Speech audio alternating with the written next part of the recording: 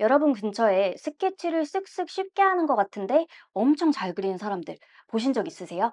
이런 사람들을 보면 그림을 잘 모르는 분들이 봐도 참 신기하죠. 그래서 정말 많은 그림 초보분들이 가장 많이 되고 싶어 하는 것 중에 하나가 바로 이 가볍고 멋지게 스케치하는 사람이 되는 겁니다. 그런데 어떤 사람은 그림을 시작한 지 얼마 되지 않았는데도 빠르게 스케치하는 법을 터득하는 반면에 어떤 사람은 막 1년 넘게 연습을 지속해도 도무지 어떻게 해야 할지를 몰라서 결국 포기하게 돼요. 왜 이렇게 많은 분들이 혼자서 스케치 연습하기를 결국 포기하게 되는 걸까요? 미술 취미생분들의 경우에 대부분 하루에 뭐 두세 시간씩 꾸준하게 스케치 연습을 한다는 것 자체가 쉽지 않고 그렇게 한다고 해도 이 스케치라는 것이 단순히 연습 시간에 비례해서 차곡차곡 실력이 느는 게 아닙니다. 아무리 연습을 많이 해도 이 실력이 정체되는 구간은 반드시 찾아오게 되죠. 하지만 저는 이 영상을 보시는 여러분들이 혼자서도 쉽고 가볍게 스케치 잘하는 방법을 꼭 터득하셨으면 좋겠어요.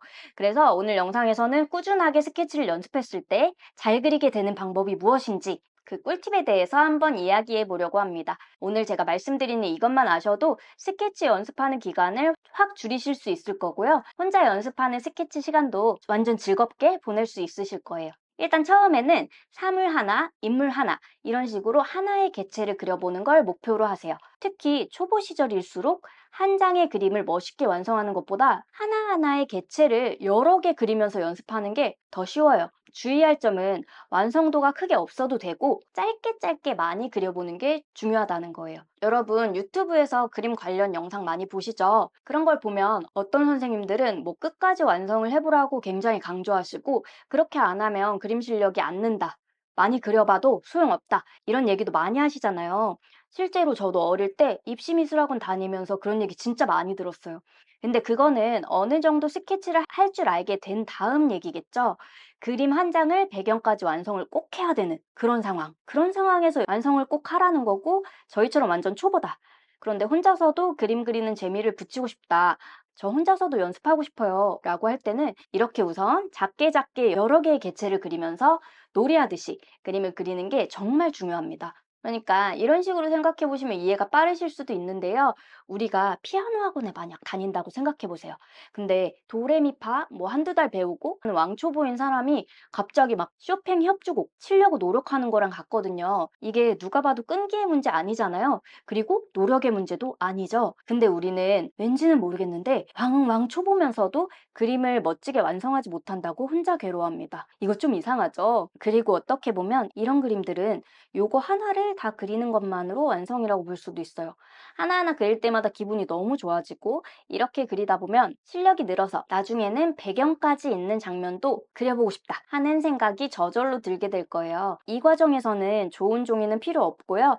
우리 색칠까지도 안 할 거니까 크로키 용지나 스케치용으로 나온 다소 얇은 스케치북 같은 걸 쓰셔도 전혀 문제가 없습니다. 이거는 제가 마침 대학생 때 쓰던 크로키북이 있어서 가져왔는데 이렇게 얇은 종이들에 그려도 좋아요. 구하기 쉬운 A4 용지 같은 것도 괜찮고요. 그리고 여기에서 조금 더 발전하면 내가 좋아하는 주제의 개체들을 여러 번 반복해서 그려보면 좋은데 지금 제가 하고 있는 것처럼 종이 한 바닥에 한 개체를 여러 개 채워서 그려보세요. 이게 되게 재밌어요. 제가 장담하는데 이렇게 계속 스케치북을 채워나가다 보면 그림 그리는 게 점점 더 재밌어지고 점점 다른 것도 그려보고 싶다 이러면서 막 몸이 근질근질해지실 거예요. 그런데 또 여기서 우리 자신 없는 초보자 회원님들 좋아하는 걸 그리라고 말씀드리면 꼭 이렇게 말하는 분들이 있을 거예요. 진짜 이런 분들 꼭 있는데 선생님 저는 좋아하는 게 없는데요. 뭘 그려야 될지 모르겠어요. 아무 생각도 안 나요. 이러는 분들. 그래서 제가 대신 챗GPT한테 물어봤거든요. 그래서 챗GPT가 일상에서 쉽게 볼 수 있고 마음 편하게 그릴 수 있는 것들을 정리를 해줬어요. 한번 띄워드려 볼 테니까 관심 있는 분들은 핸드폰으로 찍거나 저장하셔서 주제 정하기 힘들 때 참고해서 그려보세요.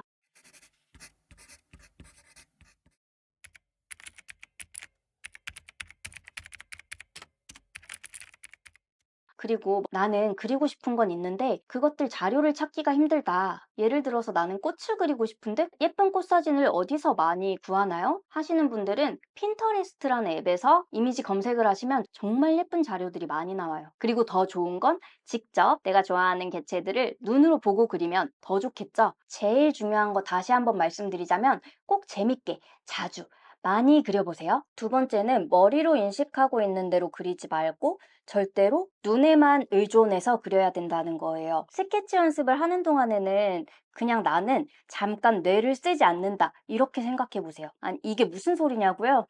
보고 그리는 스케치를 할 때 정말 많은 분들이 이미 머리에 저장되어 있는 형태를 생각하면서 그림을 그립니다. 예를 들어서 사과를 그린다고 하면 이 사과는 동그랗다 라는 생각 때문에 이런 부분들을 동그라미처럼 단순하게 그리게 되는데 사실은 사과는 동그라미가 아니고요. 이렇게 울퉁불퉁한 부분도 있고 이 꼭지 부분은 조금 평평해지는 부분도 있고 그렇잖아요. 또 우리가 사람 얼굴을 그린다고 생각해 보세요. 사람 얼굴. 우리는 항상 동그랗다고 생각을 하니까 사람 얼굴을 그려보세요. 이러면 동그라미를 먼저 냅다 그리고 이제 어떡하지? 이렇게 되곤 하잖아요. 근데 이것도 머리에 단순하게 저장된 기억들을 끄집어내서 그리기 때문에 이렇게 되는 거거든요. 우리 머리는 어떤 사물의 디테일 하나하나를 기억하는 게 아니라 전체적인 모양과 느낌, 이런 거를 좀 단순화해서 기억하기 때문에 아는 대로 그리는 건 정말 그림 그리는 사람한테는 위험해요. 에이, 설마 보고 그리는데 그렇게까지 단순하게 그리겠어? 싶으시죠? 근데 초보분들의 90%는 제가 미리 알려드리지 않으면 거의 다 이렇게 그리십니다. 그러면 이걸 반대로 생각해 보면 어떨까요? 눈앞에 보이는 사물을 처음 보는 물체라고 생각하고 눈에 보이는 형태 그대로 그리게 되면 정말 그림 실력이 5분 만에 달라질 수도 있다는 얘기가 되겠죠. 그리고 그림을 그릴 때는 관찰하는 재미가 정말 큰 비중을 차지하는데 여러분, 그림은 관찰력이 늘수록 점점 재밌어집니다. 정말 눈으로 보이는 대로만 그리려고 노력하잖아요. 그럼 내가 평소에 보던 모든 것들의 형태가 보면 볼수록 새롭게 다가와요. 그래서 맨날 맨날 똑같은 이런 드로잉을 하면서도 노트랑 펜만 있으면 매일매일 새로움을 느끼면서 머릿속에서 도파민이 팡팡 터지는 거예요. 자, 이렇게 해서 우리가 물체의 모양을 단순하게 기억나는 대로 그리면 안 된다고 배웠죠. 근데 이것만 문제일까요? 아니에요.